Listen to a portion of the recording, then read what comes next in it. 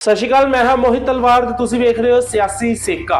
ਹਰਿਆਣਾ ਦੇ ਡੀਜੀਪੀ ਦਾ ਭੇਸ ਬਦਲ ਕੇ ਸਾਈਬਰ ਸਟੇਸ਼ਨ ਤੇ ਛਾਪਾ। ਫਰਿਆਦੀ ਬਣ ਕੇ ਪਹੁੰਚੇ ਡੀਜੀਪੀ ਗੇਟ ਕਾਂਸਟੇਬਲ ਨੇ ਵੀ ਨਹੀਂ ਪਛਾੜਿਆ।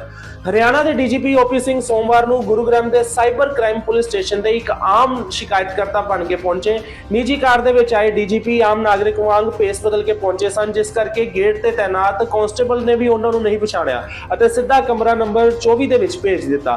ਅੰਦਰ ਜਾਣ ਤੋਂ ਪਹਿਲਾਂ ਡੀਜੀਪੀ ਨੇ ਆਪਣਾ ਹਿਡਨ ਕੈਮਰਾ ਚਾਲੂ ਕਰਕੇ ਪੂਰੀ ਪ੍ਰਕਿਰਿਆ ਰਿਕਾਰਡ ਕੀਤੀ ਅਤੇ ਫਿਰ ਉਸ ਵੀਡੀਓ ਨੂੰ ਆਪਣੇ ਸੋਸ਼ਲ ਮੀਡੀਆ ਐਕਸ ਤੇ ਵੀ ਸਾਂਝਾ ਕੀਤਾ। ਜਦੋਂ ਡੀਜੀਪੀ ਕਮਰੇ ਦੇ ਵਿੱਚ ਦਾਖਲ ਹੋਏ ਤਾਂ ਅਧਿਕਾਰੀਆਂ ਨੇ ਉਹਨਾਂ ਨੂੰ ਉਸ ਵੇਲੇ ਪਛਾਣ ਲਿਆ ਤੇ ਖਬਰ ਮਿਲਦੇ ਹੀ ਪੁਲਿਸ ਕਮਿਸ਼ਨਰ, ਡੀਸੀਪੀ, ਏਸੀਪੀ ਅਤੇ ਹੋਰ ਅਧਿਕਾਰੀ ਮੌਕੇ ਤੇ ਪਹੁੰਚੇ, ਜਿਸ ਤੋਂ ਬਾਅਦ ਡੀਜੀਪੀ ਨੇ ਮੀਟਿੰਗ ਲਿੱਤੀ ਤਾਂ ਮੀਟਿੰਗ ਦੇ ਵਿੱਚ ਧੋਖਾਧੜੀ, ਜਾਲੀ ਕਾਲਾਂ ਤੇ ਬੈਂਕ ਜ਼ਿੰਮੇਵਾਰੀਆਂ ਤੇ ਸਖਤ ਨਿਰਦੇਸ਼ ਉਹਨਾਂ ਨੇ ਜਾਰੀ ਕੀਤੇ। ਛੋਟੀਆਂ ਰਕਮਾਂ ਦੀ ਵਸੂਲੀ ਲਈ ਉਹਨਾਂ ਨੇ ਕਿਹਾ ਕਿ ਹੁਣ ਆਈਓ ਲੋਕ ਅਦਾਲਤ ਲਗਾ ਕੇ ਸਿੱਧਾ ਮਸਲਾ ਹੱਲ ਕਰੇਗਾ। ਸਕੂਲਾਂ ਦੇ ਵਿੱਚ ਹੈੱਡ ਬॉयਜ਼, ਹੈੱਡ ਗਰਲਸ ਦੀ ਸਾਈਬਰ ਅਵੇਅਰਨੈਸ ਫੋਰਸ ਬਣਾਉਣ ਦਾ ਵੀ ਫੈਸਲਾ ਲਿਆ ਗਿਆ, ਜਿਸ ਕਰਕੇ ਡੀਜੀਪੀ ਨੇ ਕਿਹਾ ਕਿ ਸਾਈਬਰ ਅਪਰਾਧ ਰੋਕਣ ਦੇ ਲਈ ਪੁਲਿਸ ਅਤੇ ਜਨਤਾ ਸਭ ਨੂੰ ਮਿਲ ਕੇ ਕੰਮ करना पवेगा, ਤਾਂ ਹੀ ਇਸ ਦੇ ਉੱਪਰ ਜਿਹੜੀ ਠੱਲ ਹੈ ਉਹ ਪਾਈ ਜਾ ਸਕੇਗੀ।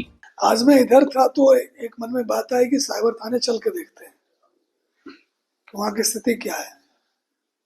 तो मैं प्राइवेट गाड़ी से आया था और नीचे जो मुलाजिम खड़ा था उसने पहचाना नहीं मुझे, पर उसने अच्छे से बात की कि क्यों आए हो।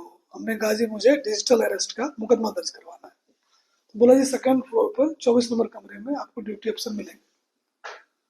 मैं ऊपर आया तो मुझे यहाँ ड्यूटी अफसर मिले, तो चलो ये तो मुझे पहचान गए थे। मैंने पूछा कि जी आप नीचे क्यों नहीं थे। बोला जी ये कंप्लेनेंट आया था, इसके पैसे जो थे गलती से किसी अकाउंट में चले गए थे, वो फिर वापस आ गए हैं, ये उनको वापस देना है, इसमें एप्लीकेशन लिखवा रहे थे। तो मेरा जो अनुभव है कि अगर कोई आपको ठगने की कोशिश करे, पर्टिकुलर साइबर क्राइम में, तो मुझे लगता है कि अगर साइबर क्राइम थाने में आप जाएंगे तो कोई आपको, जो आप सिनेमा में दिखाते हैं कि वहां तो पता नहीं क्या होता है, इतना बढ़िया थाना है, कितने मतलब अच्छे व्यवहार के लोग यहाँ पर हैं, आके देखेंगे। हम वैसे भी आया करें, हम तो मैंने को कहा है कि अगर कोई शिकायत नहीं भी दर्ज करना, वैसे ही थाने का विजिट करना चाहते हैं करें, साइबर क्राइम पर चर्चा करना चाहते हैं वो भी करें। तो मेरा ये है कि जैसे ही कोई प्रयास करे साइबर क्राइम में ठगी का या डराए आपको, तो आपने भय और लालच से कुछ नहीं करना। अगर खुद मन नहीं टिक रहा हो तो पूछ लेते 1930 पर फोन करके, और उसको कहते हैं देखो जी मुझे इस तरह से कह रहे हैं, आपको क्या लगता है, और उसकी बात को भरोसा करें। तो ये मुझे लोगों को आपके माध्यम से कहना है। आजकल एपी के फाइल के माध्यम से काफी ज्यादा लोगों की मतलब दिक्कतें आ रही हैं, उनके पैसे कट जाते हैं, तो कुछ कोर्ट की तरफ से भी आया है कि आप लोगों के मैसेज देना चाहिए। उसमें देखो क्लियरिटी है जी कि आईटी एक्ट, जो इंफॉर्मेशन टेक्नोलॉजी एक्ट है, उसमें भी क्लियर प्रावधान है कि अगर बैंक ने ड्यू डिलिजेंस नहीं किया और किसी के पैसे को नुकसान हो गया तो उसका नुकसान नहीं हुआ, बैंक का हुआ। तो हमने बात करी अपने अफसरों से, हमने ये तय किया है कि जितने भी मुकदमे हमारे अंडर इन्वेस्टिगेशन या पहले वाले भी हैं, उसमें हम इस एंगल से जरूर जांच करेंगे कि क्या बैंक ने एक कस्टमर का पैसा ट्रांसफर करते समय ड्यू डिलिजेंस किया कि नहीं किया। अब किसी ने एपीके फाइल भेज दिया, जो एंड्रॉयड पैकेजिंग किट होती है, तो आपने क्लिक किया, आपको तो नहीं पता है, आपने क्लिक कर दिया, पैसे चले गए आपके अकाउंट से। तो बैंक के पास व्यवस्था तो होनी चाहिए कि जब क्लाइंट ने प्रोसेस नहीं किया इनिशिएट, हम क्यों पैसे पे कर रहे हैं।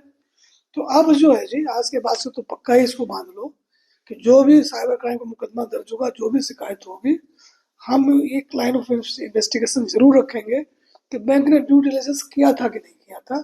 अगर नहीं किया था पैसे वो भरेंगे। यानी बैंक एम्प्लॉय भी अब आपके रडार पे रहेंगे कि वो कितना।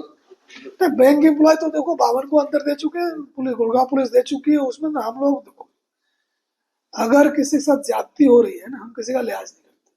आप कुछ भी रहो, बैंक के मैनेजर रहो, अंग्रेजी आती, हिंदी आती है, आप जानो जी, अगर आप क्रिमिनल से साझबाज हो, लोगों को पैसे लुटवाने में लगे हुए हो, हमारे लिए आप क्रिमिनल हो, वो तो एक्शन ले रहे हैं।